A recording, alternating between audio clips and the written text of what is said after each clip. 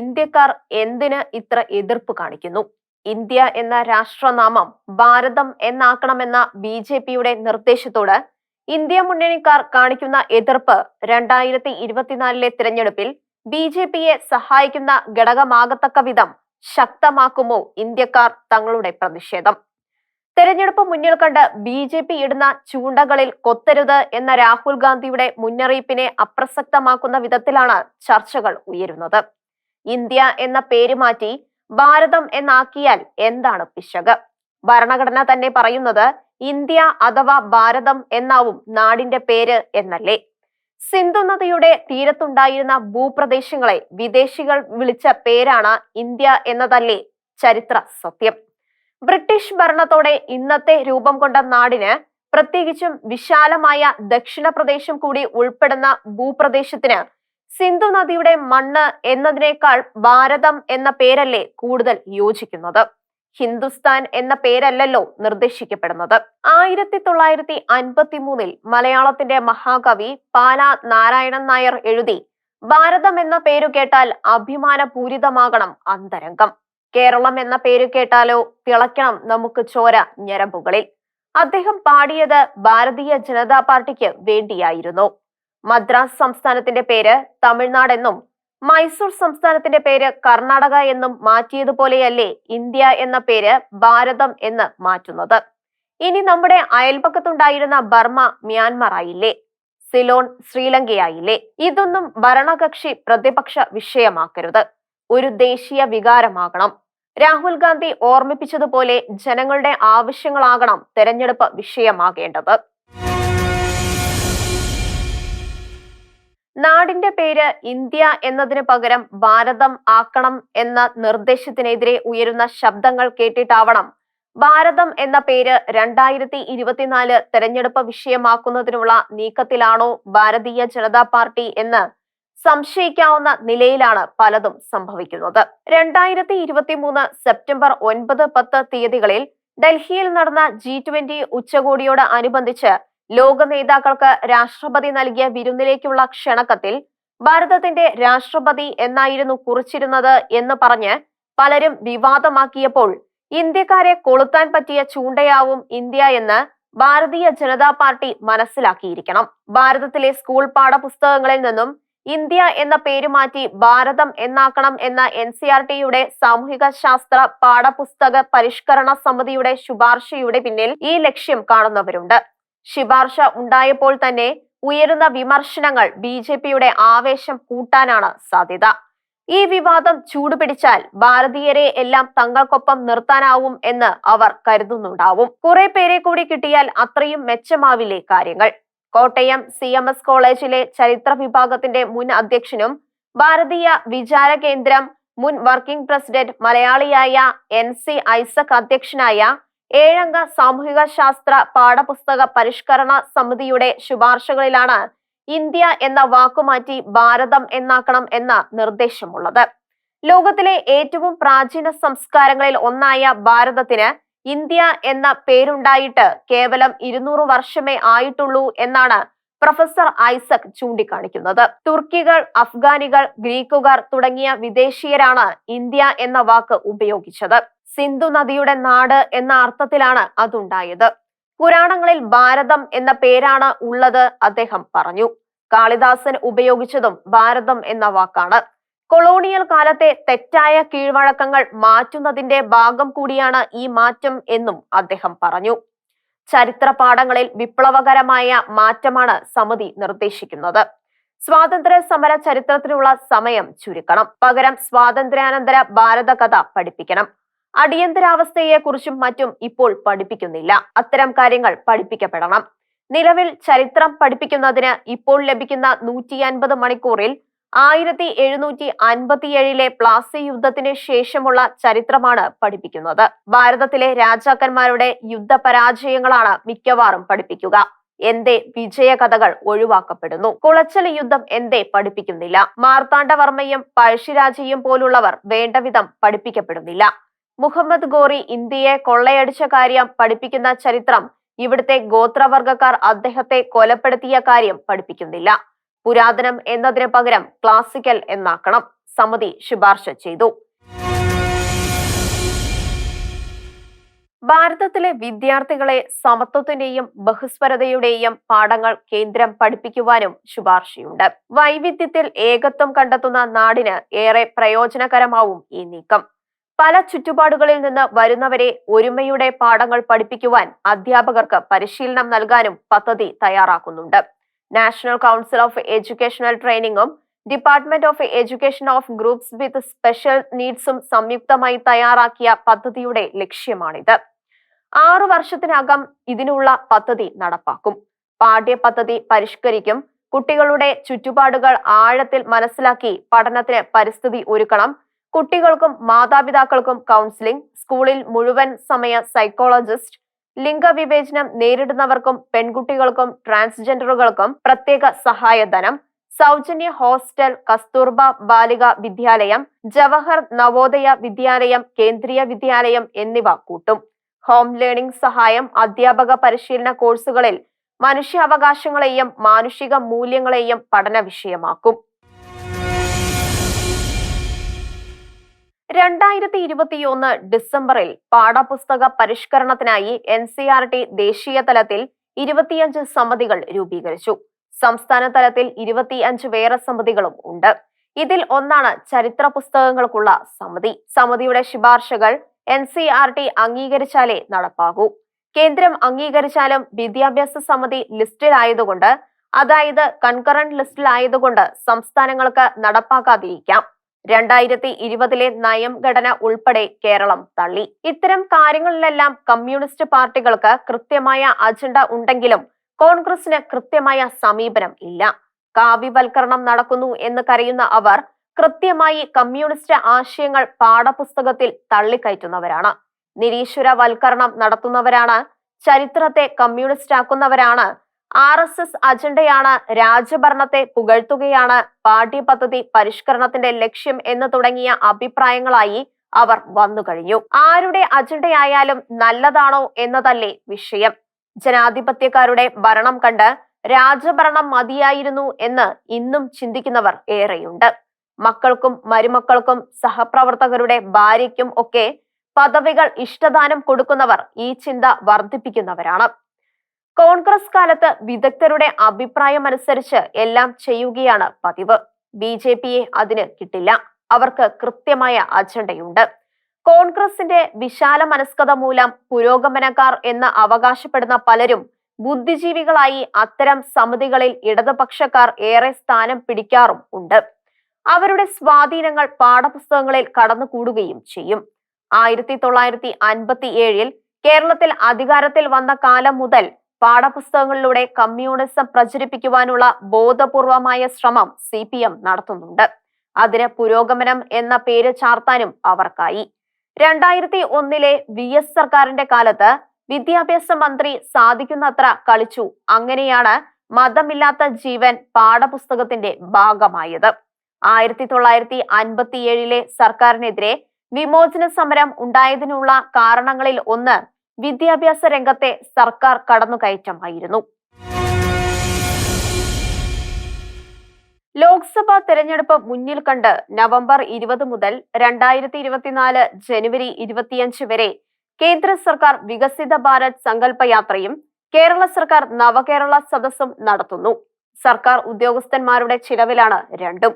അതുകൊണ്ട് വികസിത ഭാരത് സങ്കല്പ യാത്രയ്ക്ക് സർക്കാർ ഉദ്യോഗസ്ഥരെ നിയോഗിക്കുന്ന BJP തീരുമാനം തെറ്റാണ് എന്ന് പറയാൻ പിണറായിക്കാവില്ല. കുമാരസ്വാമിയെ പോലെ നടയും പിണറായിക്കും നന്ദി പറയേണ്ടതാണ്. കോൺഗ്രസ് BJP നടപടി തെറ്റാണ് എന്ന് പറഞ്ഞു കഴിഞ്ഞു.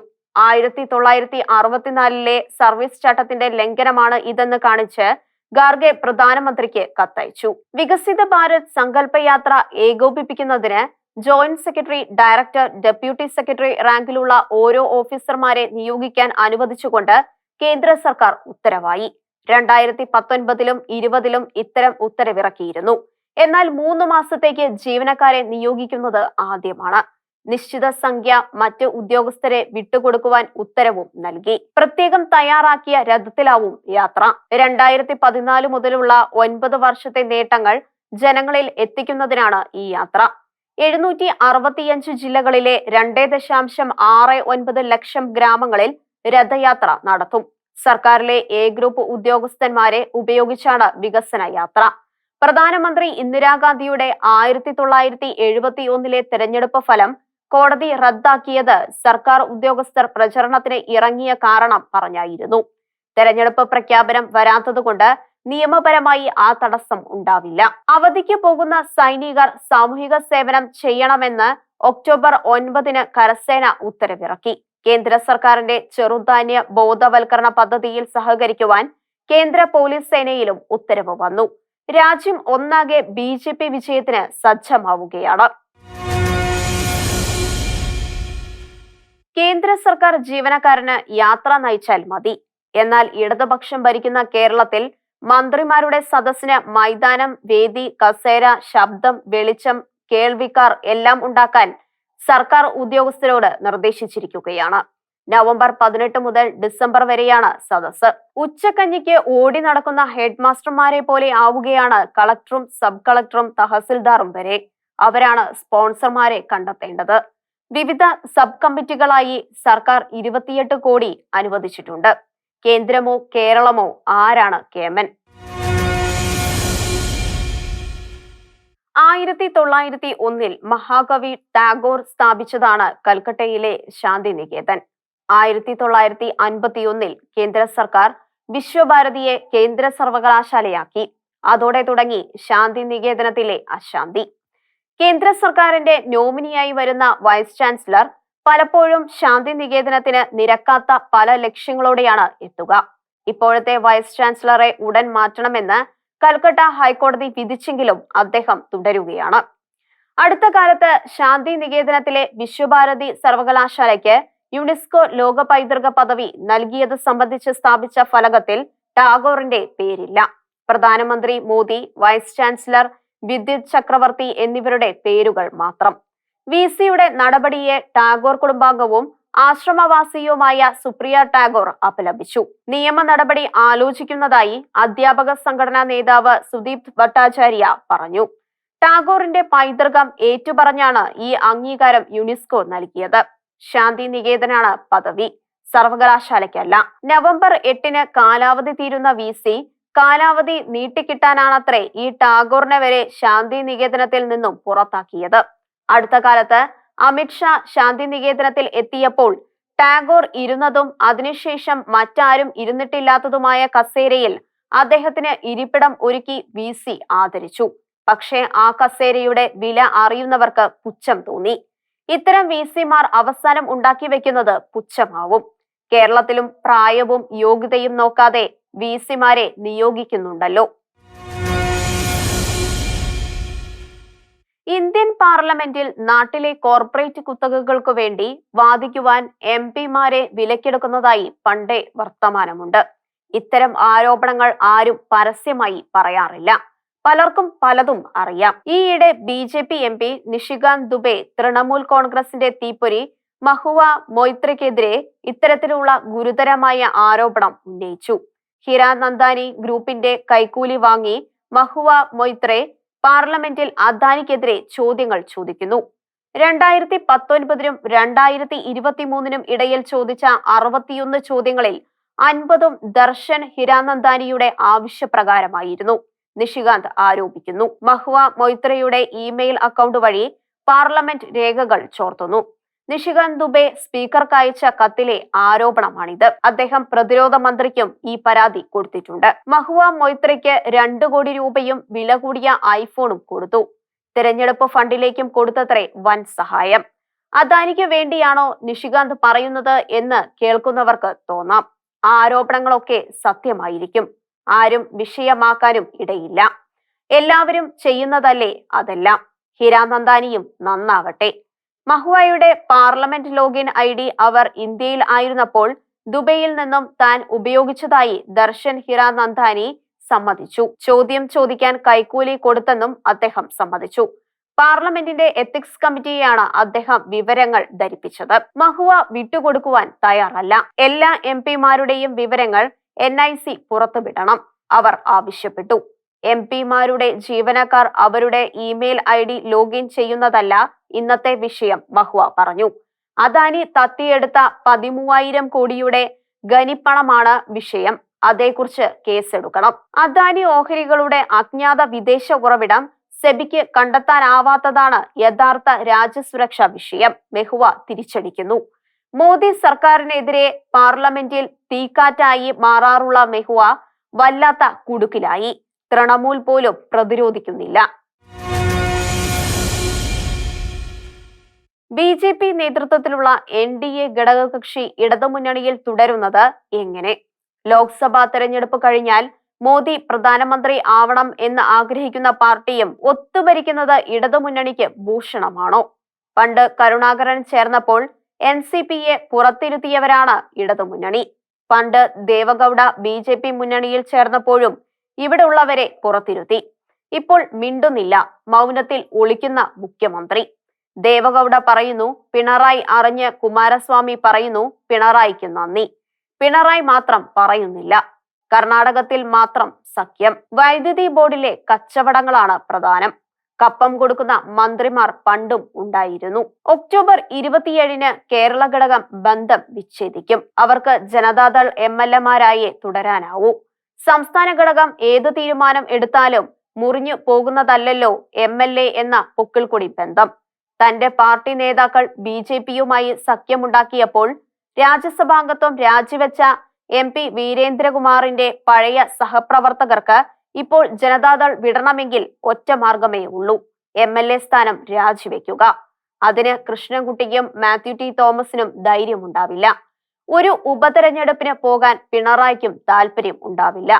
ജനതാദൾ ടിക്കറ്റിൽ ലഭിച്ച MLA സ്ഥാനം വിടാതെ അവർക്ക് ജനതാദൾ ആകാനാവില്ല. മാത്യു ടി തോമസിനും കൃഷ്ണൻകുട്ടിക്കും കിട്ടിയ വ്യക്തിപരമായ വോട്ടും ഇടതു വോട്ടും അല്ലാതെ ഒരു ജനതാദളും ചിറ്റൂരിലോ തിരുവല്ലയിലോ ഉണ്ടാവില്ല. പക്ഷേ കൂറുമാറ്റ നിയമം അങ്ങനെയാണ്. MLA ആയിരുന്നതുകൊണ്ട് ജനതാദൾ അല്ലാതാകാനാവില്ല. അതിനുള്ള പുതിയ രീതി വല്ലതും കണ്ടുപിടിച്ചില്ലെങ്കിൽ. ഹൈക്കോടതി അനുവദിച്ചിട്ടും ബാർ ഉടമകൾ അടയ്ക്കാനുള്ള 300 കോടിയോളം നികുതി പിരിച്ചെടുക്കുവാൻ കേരള സർക്കാർ അറച്ചു നിൽക്കുന്നു. ഉപഭോക്താക്കളിൽ നിന്നും ബാർ ഉടമകൾ ഈടാക്കിയ തുകയാണ് ഇതെന്ന് ഓർക്കണം. 2013-ൽ ബാർക്കോഴ കേസ് പറഞ്ഞ് കേരളത്തിലെ നിയമസഭ വരെ തല്ലി തകർത്തവർ ഇപ്പോൾ ബാർ മുതലാളിമാർക്ക് വേണ്ടി വല്ലാത്ത വിട്ടുവീഴ്ച നടത്തുന്നു. ബാർ മുതലാളിമാർ എങ്ങനെ ഈ ആനുകൂല്യം പറ്റുന്നു എന്ന് എല്ലാവർക്കും അറിയാം. പക്ഷേ ആരും പറയില്ല. പ്രതിപക്ഷം പോലും ചടങ്ങ് പ്രതിഷേധത്തോടെ നിശബ്ദരാകും. അതാണ് ബാർ മുതലാളിമാരുടെ ശക്തി. 2022-23 കണക്കനുസരിച്ച് മാർച്ച് 31 വരെ നികുതി കുടിശ്ശിക അടയ്ക്കാത്ത 328 ബാറുകളാണ് കേരളത്തിൽ ഉണ്ടായിരുന്നത്. ഇവരെല്ലാം കൂടി 200 കോടിയിലധികം രൂപയാണ് നികുതി കുടിശ്ശികയായി അടയ്ക്കാനുള്ളത്. നിയമസഭയിൽ ചർച്ച വന്നപ്പോൾ നികുതി അടച്ചില്ലെങ്കിൽ അടയ്ക്കാത്തവർക്കുള്ള മദ്യവിതരണം നിർത്തിവെക്കും എന്ന് സർക്കാർ സധൈര്യം പ്രഖ്യാപിച്ചു. അതനുസരിച്ച് നികുതി കുടിശ്ശിക ഉള്ളവർക്ക് സർക്കാർ മദ്യവിതരണം നിർത്തി. മദ്യവിതരണം പുനഃസ്ഥാപിക്കുന്നതിനായി കണ്ണൂരിലെ ഒരു ബാർ ഉടമ ഹൈക്കോടതിയെ സമീപിച്ചു. അദ്ദേഹത്തിന്റെ നികുതി കുടിശ്ശിക 1.86 കോടി രൂപയായിരുന്നു. വാദം കേട്ട കോടതി കുടിശ്ശിക ഈടാക്കുന്നതിന് കുടിശ്ശികക്കാരനിൽ സർക്കാരിന് സമ്മർദ്ദം ചെലുത്താൻ അവകാശമുണ്ടെന്ന് ഒക്ടോബർ 12-ന് വിധിച്ചു. അതായത് സർക്കാരിന് 328 ബാറുകൾക്കും ഏർപ്പെടുത്തിയ നിരോധനത്തിൽ നിർബാധം ഉറച്ചു നിൽക്കാമായിരുന്നു. 2016 മുതൽ ബാർ ഉടമകളുടെ നികുതി കുടിശ്ശിക വല്ലാതെ കൂടി. ബാർ ലൈസൻസ് ഫീസ് വർദ്ധിപ്പിക്കുവാനുള്ള നീക്കവും സർക്കാർ മരവിപ്പിച്ചു. സർക്കാർ മദ്യം കൊടുക്കാതെ വന്നപ്പോൾ ചില ചെറിയ ബാറുകാർ കുടിശ്ശിക അടച്ചു. ഉപഭോക്താക്കളിൽ നിന്നും പിരിച്ചെടുത്ത പണമാണിത്. എന്നാൽ അതൊന്നും വേണ്ടെന്ന് ബാർ മുതലാളിമാരുടെ സംഘടന അംഗങ്ങൾക്ക് ഉറപ്പ് കൊടുത്തിരുന്നുവത്രേ. വൻ കുടിശ്ശികക്കാർ അനങ്ങിയതേയില്ല. 4 ആഴ്ച കഴിയും മുൻപ് സർക്കാർ നിരുപാധികം നിരോധനം പിൻവലിച്ചു. മദ്യം സുലഭമായി കൊടുത്തു തുടങ്ങി. അതായത് നികുതി അടയ്ക്കുന്ന ബാർ ഉടമകൾ അങ്ങനെ മണ്ടന്മാരായി. ഇനി അത്തരക്കാരുടെ സംഖ്യ കൂടാം. അതല്ലേ ബുദ്ധി. ബിവറേജസ് കോർപ്പറേഷനും സിവിൽ സപ്ലൈസിനും ചില്ലറ വിൽപ്പന കേന്ദ്രങ്ങൾ ഉള്ളതിനാൽ ബാറുകൾക്ക് മദ്യം നൽകാതിരിക്കുന്നത് വിപണിയെ ബാധിക്കില്ല. ഉപഭോക്താക്കൾക്ക് മദ്യവും കിട്ടും. പിന്നെ എന്തിനാണ് ബാർ മുതലാളിമാർക്ക് ഇത്രയും ഔദാര്യം സർക്കാർ ചെയ്തു കൊടുത്തത്? വിറ്റുവരവ് നികുതി കണക്കാക്കുന്നതിലും നികുതി വകുപ്പ് ബാറുകളോട് വല്ലാത്ത ഔദാര്യം കാണിക്കുന്നുണ്ടത്രേ. ബിവറേജസിൽ നിന്നും കിട്ടുന്ന മദ്യം 40% ലാഭത്തിന് വിൽക്കുന്നു എന്നാണ് ബാർ ഉടമകളുടെ കണക്ക്. അത് നികുതി വകുപ്പും അംഗീകരിക്കുന്നു. എന്നാൽ ഹോട്ടലുകളുടെ നക്ഷത്ര പദവിക്കും അടിസ്ഥാന സൗകര്യങ്ങൾക്കും അനുസരിച്ച് ബാറുകളിലെ മദ്യത്തിന് നിരക്ക് പല മടങ്ങ് ഉയരും.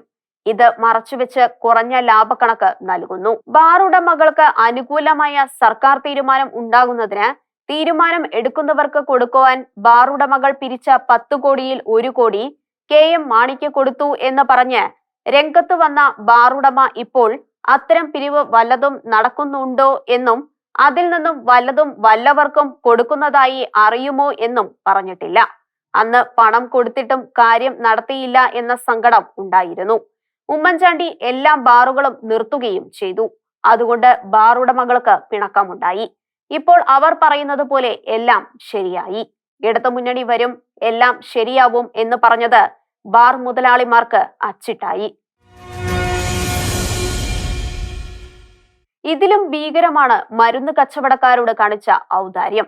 2017 മുതൽ 2022 വരെയുള്ള മരുന്ന് കച്ചവടത്തിലാണത്രേ ഈ ഔദാര്യം ഉണ്ടായതായി ഓഡിറ്റർ ജനറൽ കണ്ടെത്തിയിരിക്കുന്നത്. ഇക്കാലയളവിൽ കേരളത്തിലെ സർക്കാർ ആശുപത്രികളിൽ 4732 മരുന്നുകൾക്ക് ഇന്റൻ നൽകി. ഓരോ പ്രദേശത്തെയും ആവശ്യമനുസരിച്ചാണ് ആശുപത്രികൾ അവിടുത്തെ ഇന്റൻ കൊടുക്കുന്നത്. മരുന്ന് കച്ചവടത്തിനായി ഉണ്ടാക്കിയിരുന്ന കോർപ്പറേഷൻ ഇവയിൽ 536 ഇനങ്ങൾക്ക് മാത്രമാണ് പൂർണ്ണമായും ഓർഡർ കൊടുത്തത്. 1085 ഇനങ്ങൾക്ക് ഓർഡർ കൊടുത്തതേയില്ല.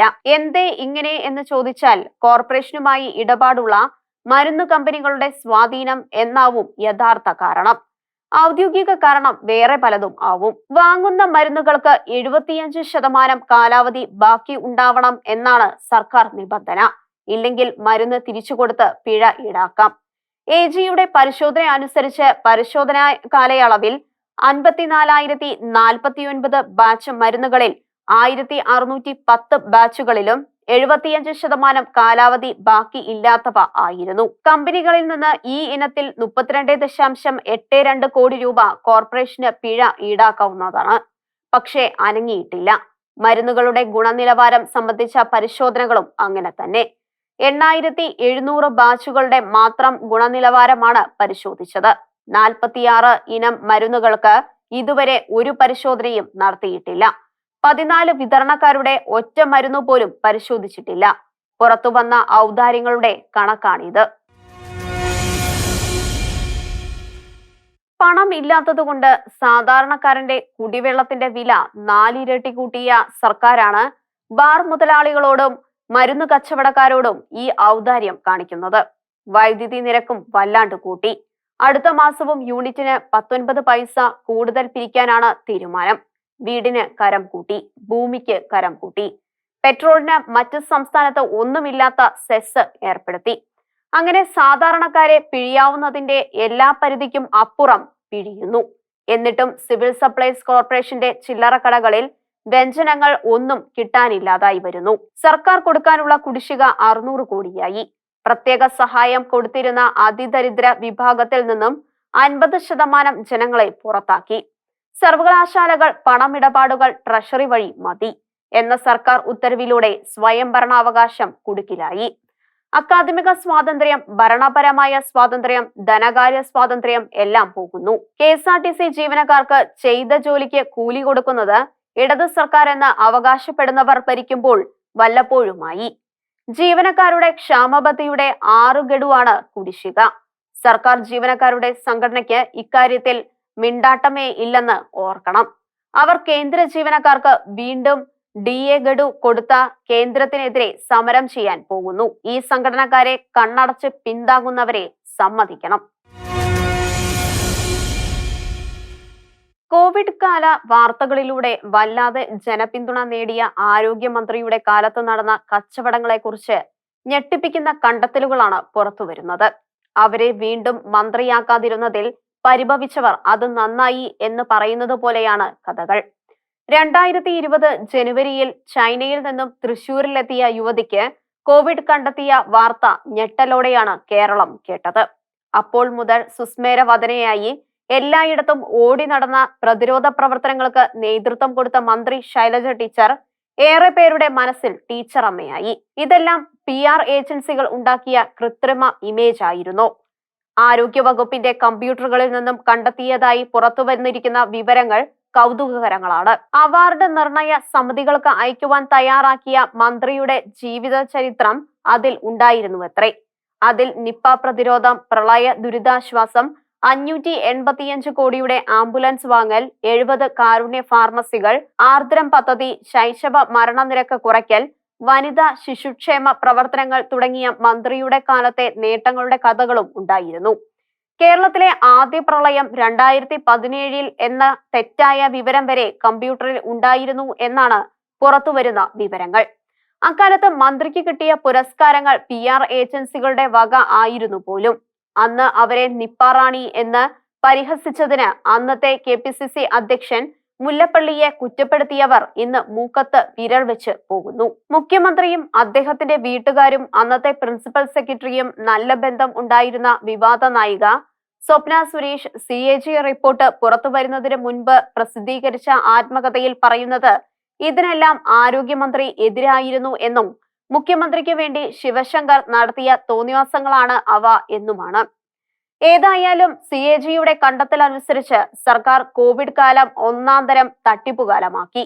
അതിനായി ചെയ്ത ക്രൂരകൃത്യങ്ങളിൽ ഏറ്റവും ഭീകരമായത് കാലാവധി കഴിഞ്ഞ മരുന്നുകളുടെ വിതരണമാണ്. 2016 മുതൽ 2022 വരെ കേരള മെഡിക്കൽ സർവീസ് കോർപ്പറേഷൻ 26 ആശുപത്രികളിൽ കാലാവധി കഴിഞ്ഞ മരുന്ന് കൊടുത്തു എന്നാണ് CAG കണ്ടെത്തിയിരിക്കുന്നത്. നിലവാരം ഇല്ലാത്തതിനാൽ വിതരണം മരവിപ്പിച്ച 3.75 കോടി രൂപയുടെ മരുന്നുകൾ 483 ആശുപത്രികളിൽ വിതരണം ചെയ്തതായും AG കണ്ടെത്തി. ലാബുകളിലെ പരിശോധനാ ഫലം വരുമ്പോഴേക്കും പല മരുന്നുകളും ഉപയോഗിച്ചിരിക്കും എന്നതുകൊണ്ട് ഇതിന് മരുന്ന് കച്ചവടക്കാരോട് നഷ്ടപരിഹാരം വാങ്ങേണ്ടതാണ്. വിതരണം നിർത്തിവെക്കാൻ ഉത്തരവിട്ട 11.69 ലക്ഷത്തിന്റെ മരുന്നുകൾ 148 ആശുപത്രികളിലും വിതരണം ചെയ്തു.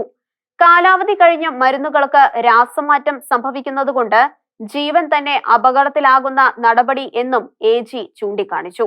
ഇക്കാര്യം പത്രസമ്മേളനത്തിൽ ഉദ്ധരിച്ചതിന് പ്രതിപക്ഷ നേതാവ് തരംതാണ പ്രസ്താവന നടത്തി എന്നും ജനങ്ങളിൽ ഭീതി വളർത്തുന്നു എന്നും ഇപ്പോഴത്തെ ആരോഗ്യമന്ത്രി വീണ ജോർജ് പ്രതികരിച്ചു.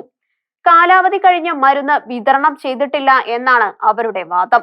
എങ്കിൽ CAG എങ്ങനെ ഇതെല്ലാം കണ്ടു എന്ന് അവർ പറയേണ്ടതായിരുന്നു. CAG-ക്ക് വിശദീകരണം കൊടുക്കും എന്നാണ് മന്ത്രി പറയുന്നത്. ആ വിശദീകരണം ജനങ്ങൾക്ക് ബോധ്യപ്പെടുന്ന വിധത്തിൽ പരസ്യമായി പറയുകയും വേണ്ടേ?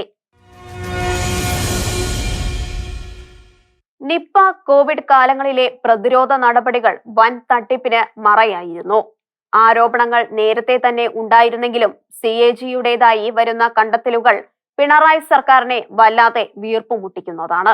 മരുന്നുകളും ഉപകരണങ്ങളും അവശ്യ വസ്തുക്കളും വാങ്ങാൻ 2020 160 കോടി രൂപ ഉപയോഗിച്ചു. ദുരന്ത നിവാരണ നിയമത്തിലെ പ്രത്യേക വകുപ്പുകൾ ഉപയോഗിച്ച് മരുന്ന് വാങ്ങി ചട്ടങ്ങൾ പാലിക്കാതെയായിരുന്നു എല്ലാം.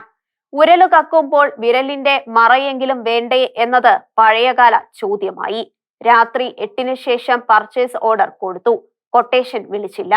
സ്റ്റോർ പർച്ചേസ് നിയമങ്ങൾ പാലിച്ചില്ല. PPE കിറ്റിന് 300 ഇരട്ടി കൊടുത്ത് വാങ്ങി. 10.23 കോടി 3 ഇരട്ടി വിലയ്ക്ക് PPE കിറ്റ് വാങ്ങാനുള്ള ഫയൽ ആരോഗ്യ ധന സെക്രട്ടറിമാരും ചീഫ് സെക്രട്ടറിയും കണ്ടതാണ്. അവസാനമാണ് ആരോഗ്യമന്ത്രി അംഗീകരിച്ചത്. പിന്നീട് ധനമന്ത്രിയും മുഖ്യമന്ത്രിയും കണ്ടു. 1.5 മാസത്തിനു മുമ്പ് നടത്തിയ 73.96 കോടിയുടെ കച്ചവടം മന്ത്രിസഭ അംഗീകരിച്ചു. അസാധാരണ കാലത്തെ അസാധാരണ നടപടികൾ എന്നാണ് മുഖ്യമന്ത്രിയുടെ ന്യായം. പണ്ട് ഒരു വരൾച്ചക്കാലം തെരഞ്ഞെടുപ്പ് വന്നു. അന്നത്തെ ജലസേചന മന്ത്രി അസാധാരണ കാലത്തെ അസാധാരണ നടപടിയായി 50 കുഴൽക്കിണർ കുത്താൻ ടെൻഡർ ഒന്നും ഇല്ലാതെ കരാർ കൊടുത്തു. കുറച്ച് കാശും കിട്ടി. അദ്ദേഹത്തിന്റെ പാർട്ടിക്ക് തെരഞ്ഞെടുപ്പ് ഫണ്ടായി. തെരഞ്ഞെടുപ്പിൽ പ്രതിപക്ഷം ജയിച്ചു. പുതിയ ജലസേചന മന്ത്രി വന്നു. അദ്ദേഹവും അസാധാരണ കാലത്തെ അസാധാരണ നടപടികളിലൂടെ 100 കിണർ കൂടി കുത്തിച്ചു. പുതിയ പ്രതിപക്ഷത്തിന് അത് ശരിയല്ലെന്ന് തോന്നി. അവർ നിയമസഭയിൽ ഉന്നയിച്ചു. പുതിയ മന്ത്രി പറഞ്ഞു, വരൾച്ചയുടെ തുടക്കകാലത്ത് എന്റെ മുൻഗാമി തുടക്കം കുറിച്ച നടപടിയാണിത്. ജനങ്ങൾ കുടിവെള്ളം കിട്ടാതെ വലയുമ്പോൾ സർക്കാർ നടപടിക്രമങ്ങൾ നോക്കി അവരുടെ ബുദ്ധിമുട്ട് കാണാതിരിക്കാനാവില്ല. എന്റെ മുൻഗാമി ചെയ്തതാണ് ശരി. മുൻഗാമി സഭയിൽ തല ഉയർത്തി ചിരിച്ചുകൊണ്ട് കേട്ടിരുന്നു. എല്ലാവർക്കും മനസ്സിലായി സത്യം. മരുന്ന് കമ്പനിക്കാർ തെരഞ്ഞെടുപ്പിന് ഇടതുപക്ഷത്തിന് പണം കൊടുത്തു എന്നൊക്കെ എതിരാളികൾ പറയുന്നുണ്ട്. രേഖ ഒന്നും ഇല്ല. രേഖ വന്നാൽ അപ്പോൾ ആരും വീട്ടിലെ പൈസ കൊണ്ടല്ലല്ലോ മത്സരിക്കുന്നത് എന്നാവും ന്യായം. എല്ലാവർക്കും ഇങ്ങനെ കിട്ടുന്നുമുണ്ട്. അതാണ് രാഷ്ട്രീയ കളി. അഴിമതി ഒന്നും നടത്താത്തവർ കോർപ്പറേഷനിലെ ഫയലുകൾ പലതും മുക്കി. കമ്പ്യൂട്ടർ നെറ്റ്വർക്കിൽ നിന്നും തുടച്ചു കളഞ്ഞത് 6000 ഫയലുകൾ. പുതിയ മന്ത്രി വീണ ജോർജ് നിർദ്ദേശിച്ചതുകൊണ്ട് IT വകുപ്പ് അതെല്ലാം തിരിച്ചെടുത്തു. 2007 സെൻട്രൽ പർച്ചേസ് കമ്മിറ്റി മാറ്റി KMSCL തുടങ്ങിയത് പ്രതീക്ഷയോടെ. പിൻവാതിൽ നിയമനങ്ങൾ, സ്വന്തക്കാരെ തിരുകി കയറ്റൽ, അങ്ങനെ തോന്നിവാസപുരയാക്കി. എല്ലാം ശരിയാക്കുവാൻ ആശുപത്രികൾക്ക് നേരിട്ട് മരുന്ന് വാങ്ങാവുന്ന തുകയ്ക്ക് പരിധി വന്നതോടെ ആവശ്യ മരുന്നുകൾക്ക് പോലും ക്ഷാമമാണ്. കോർപ്പറേഷൻ കൊടുക്കാതെ ഒന്നും കിട്ടില്ല. ഷീലോഹന്റെ കാഴ്ചകൾ ഇനി അടുത്ത ആഴ്ച.